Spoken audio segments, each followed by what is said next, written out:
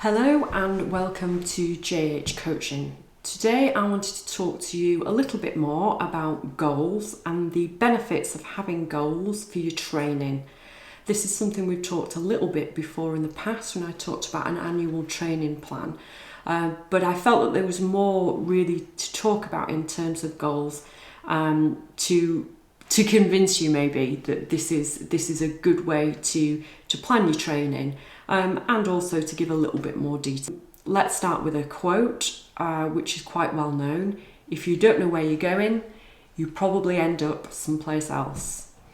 So if we don't have a goal in our life, then we don't really know where we're going, and when we end up at a certain place, we don't really know whether we've got there or whether that was the place we want to be.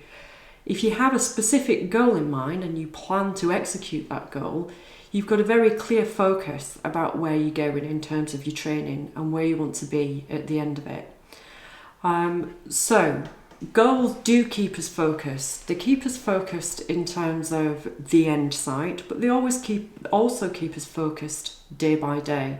So for example, over the last week, training here has been a bit difficult. There's been a lot of snow, then there was a lot of rain, and it was quite hard really to motivate myself to get out and to have that focus each day, because the focus had to change. I couldn't do my training plan in the way I wanted to do it. However, because I have some set goals in mind, I did get out and train, and I worked quite hard to adapt my training plan so I could achieve the goals that I'd set for this week. So part of that is about focus. Part of that is, as I've already said, about motivation. Having a goal that we're really excited about keeps us motivated. So the key there is about a goal that we're excited about.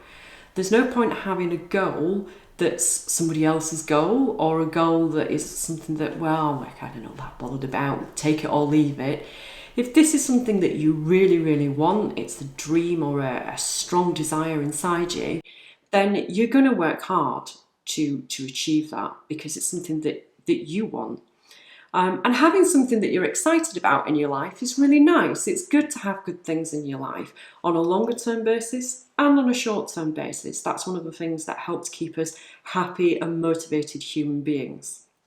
So if we apply that to training, being motivated to achieve that goal is what's going to help us get out when the weather's a bit difficult, or help us really think about, I need to rethink my training, but I still want to achieve as much of these goals as I possibly can in whatever life presents at me.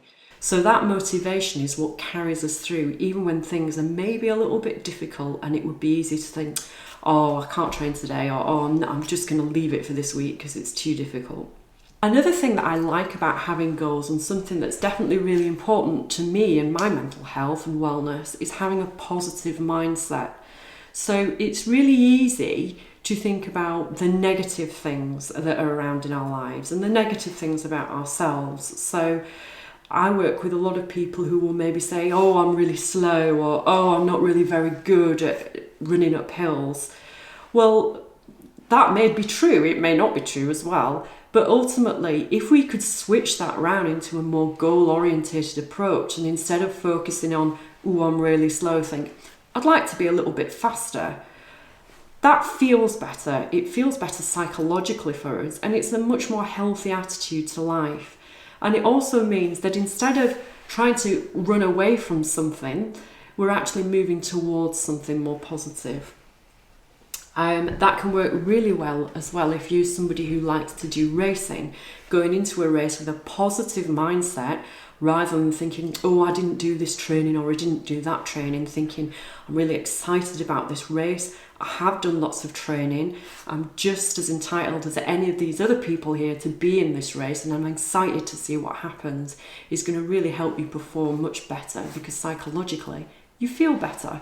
Another good thing about having a large goal, or sort of an overall goal for your training, is that can be broken down into smaller goals. This is really helpful, especially if it's a really big goal. Like I train a few people who do ultra distance runs, Obviously, you don't wake up one Saturday morning suddenly fit enough to run 100 miles. That takes time. So if we break that down into smaller goals, that has two effects. One effect is that it actually helps us achieve our overall goal, but the other effect is that it means that we've got smaller steps along the way that we can tick off and feel good about. So as well as the big achievement at the end, we've got smaller achievements. And it also means that we've got smaller goals and things to work towards. So for example, what I like to do is I like to have a weekly goal. I like to have maybe a monthly goal and also the overarching goal at the end of whatever that training period is for the year. What this helps me to do is to then break the weekly down into daily goals, and I have something to focus on each day, and that's a really positive way to get me out of bed and get me training. And it also helps me feel good about my life because it means that I've got something positive in my life every day that I can work to achieve and tick off when I've achieved it. One of the things that I wanted to re-go over in relation to goals is this idea of what's a good goal and what's maybe not such a good goal. I talked about this in the annual training plan session around SMART goals. So SMART stands for specific, measurable, achievable, rewarding, and time-bound.